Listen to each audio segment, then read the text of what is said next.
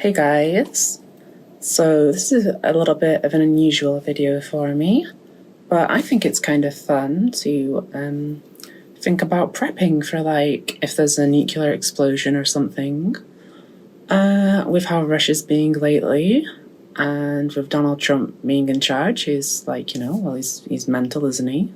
Anything could happen. So I've been watching videos on survival techniques for if you're in a nuclear explosion. Obviously, if you're at ground zero, well, you're done and you're dead. But if you're on the outskirts and you don't live in London or wherever a nuke might land, if you survive, there's certain things you can do to live or increase your chances of survival.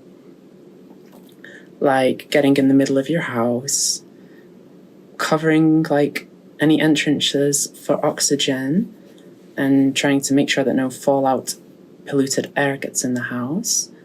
And basically, I wanted to have a look on Amazon at what I could do to help prepare for it. So, this is going to be a little video of me going through my wish list that I've made. Stuff on here it all adds up to a few £1,000s, so I'm not actually going to buy any of it. But if you want to buy it for me, feel free to make my day and give me some security. On my wish list, I'll put a link below. Obviously, no expectations there, but And maybe I wouldn't recommend you buy all of this stuff, but it might give you some ideas for one or two things to maybe buy, just in case there's a power outage or anything like that. It might be helpful. So, first up, we've got a fire carbon monoxide detector, which can be helpful because fires are going to happen after the nukes has happened. Well, there's going to be a main fire, but after that, the fire brigade isn't going to be very available. So if you've got a carbon monoxide detector, if you're asleep and there's a fire, or if you need to put it out quickly, that'll help alert you to its presence. You should probably have one of these if you don't, regardless of nukes dropping or not, but that's on my list just in case. Next up, I have an air purifier. Now, I'm not sure if this is actually going to work or not for what I was thinking, but my thinking is you want to get the oxygen in your confined space as clean as possible, and that means you don't you block out all the pollution from the fallout that's in the oxygen by blocking all the windows and doors and recycling all the dirty oxygen that you've got in your house, in your little safe room that's barricaded. I'm not sure if the filter on one of these would help reduce or store up the pollution or the fallout that's in the oxygen or not. An air purifier. But it might help. Maybe you could put these on your airlock, on the entrance to your house. If there's one door and then another door, you could put these in your airlock areas to capture any of the fallout in the air and put it in the filter. And then obviously be very careful when you're cleaning it and throwing it away, all hazmated up. Then we've got a fire extinguisher. Back to the carbon monoxide alarm. You're going to need a fire extinguisher. Always good to have. And this little baby, look at this beast. This is insane. £103. I thought it would be more expensive. A radiation-proof hazmat suit. Wow. That would be very cool. And it's fire-resistant too. Because it's on Amazon, I don't know if it's actually going to be any good. It might be trash. But in the event of a fallout, a nuclear disaster, they say you're supposed to stay in your house and block off all the windows and doors for as long as possible. And the most dangerous time is the first 2 days when the fallout's still coming down, and the danger tapers off from there. After that point, after a few days, you might want to think about going outside to remove bodies and bury bodies or get them out of the way, to, see if you can communicate with anyone from the outside, offer some services for other services, to get some food or something. And if you do go outside for any reason at all, you might want to obviously be as protected as possible. So a hazmat suit would be very helpful for when it comes to having to go outside. after a few days of bunkering down. Next, we have some all-purpose cleaner, because you don't want it to get messy in your little survival area. You want to keep it nice and clean. Now we have a wind-up radio, which is pretty cool, because if there was a nuclear blast, there's probably going to be an EMP type effect, where any electronics break. So you don't want to be dependent on batteries or electronics. It's good to have a wind-up radio.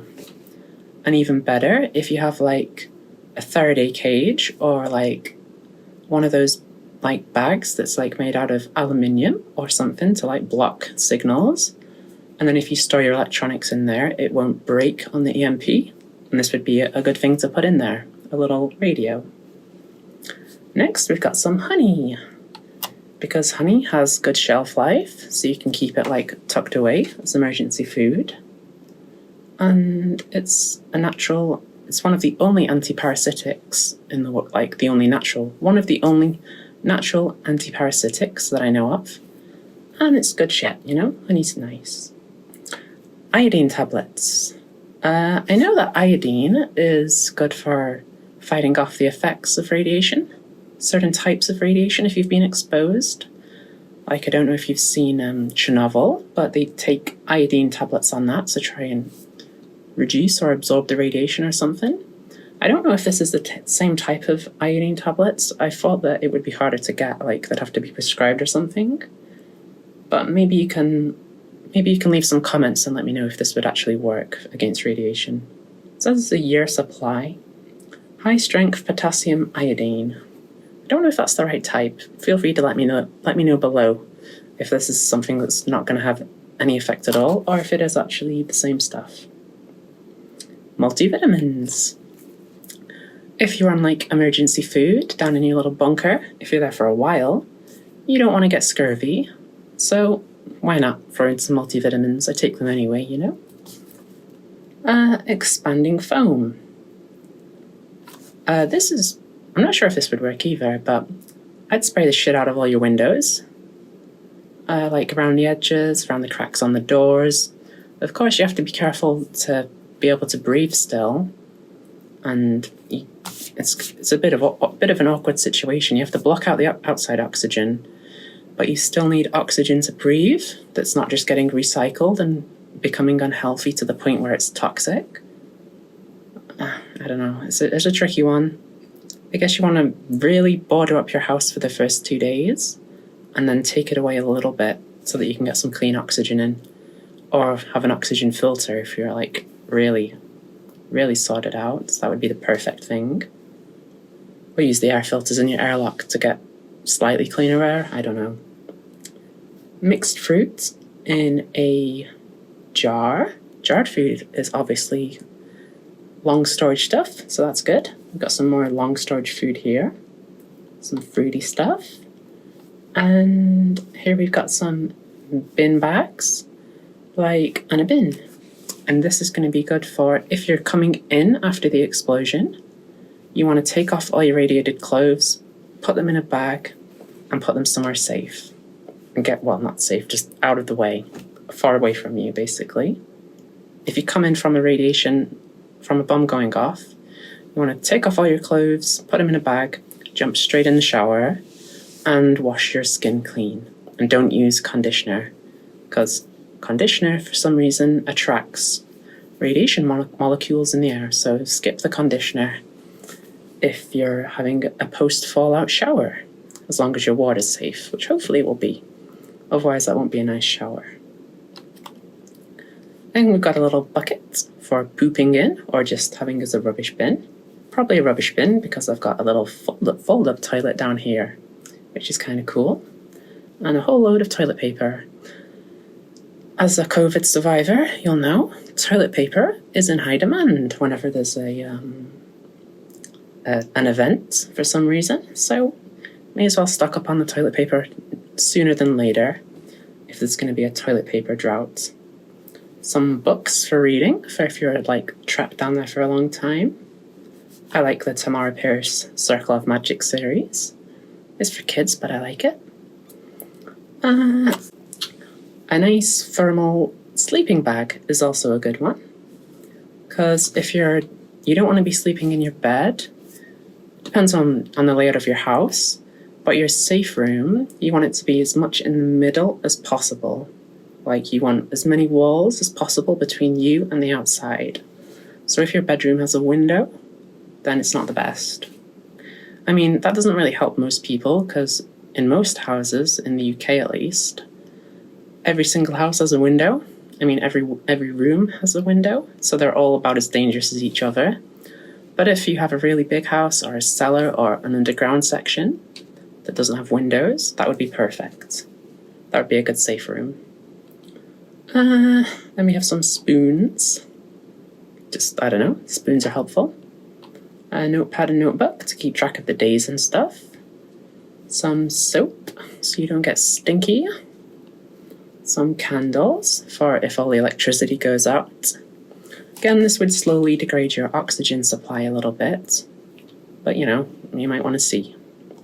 And some matches, a little LED battery, a torch.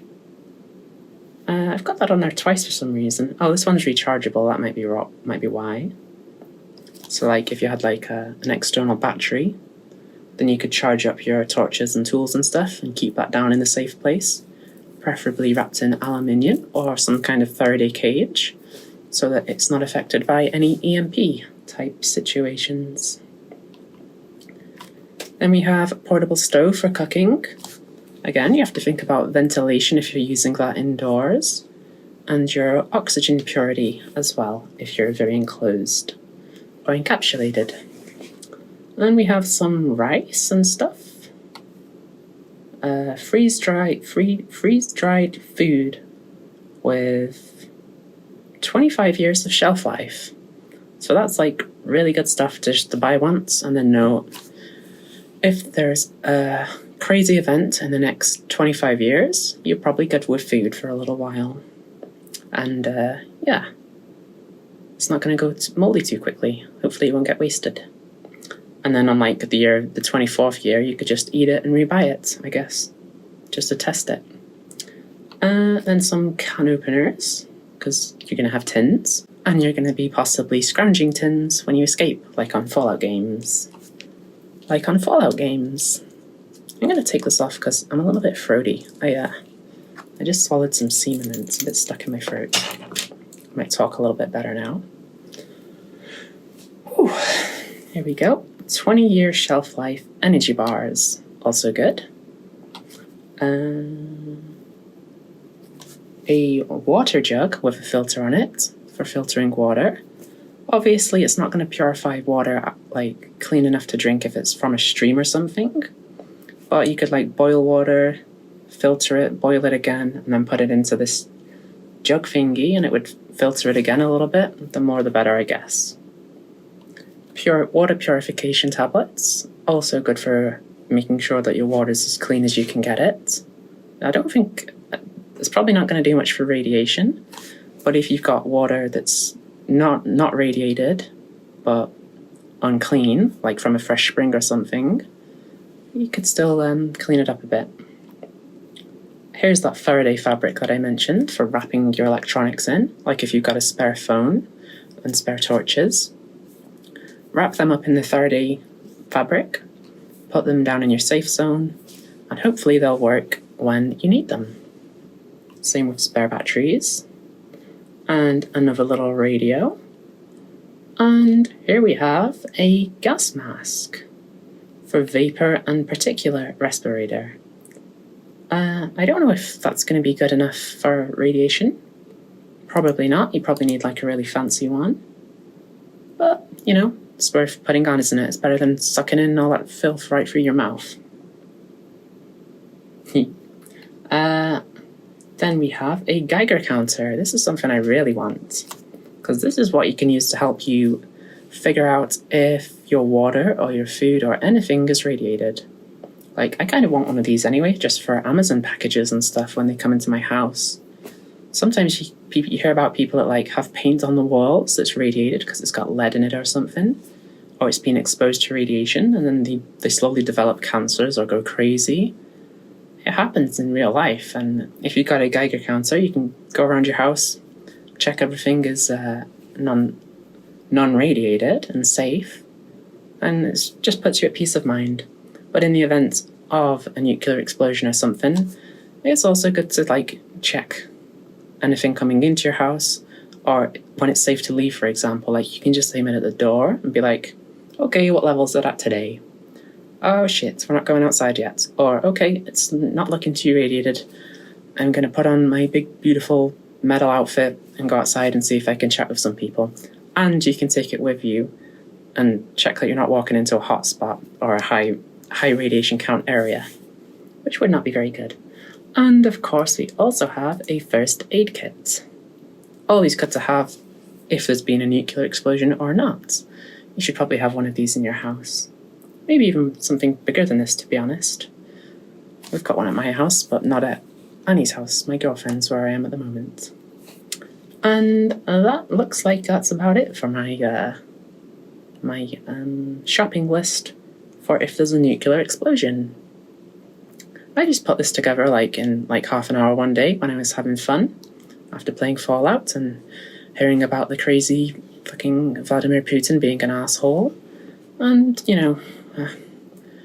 when you've got Trump and Elon Musk and these big powerful people defending and supporting mass murderers and nuclear terrorists and just crazy bastards like Dr. Evil out there, it's like real life Dr. Evil, it doesn't seem so crazy to think about getting these type of things in just in case. Who knows what's going to happen. Sorry about that depressing little video. Hopefully it was fun, and hopefully it gives you some ideas about what to buy yourself. Even just for if there's a blackout or something, it can still be helpful, a lot of this stuff. So yeah, let me know in the comments if you think there's anything I need to add to this list, because I'd love to know. And yeah, thanks for watching. Bye!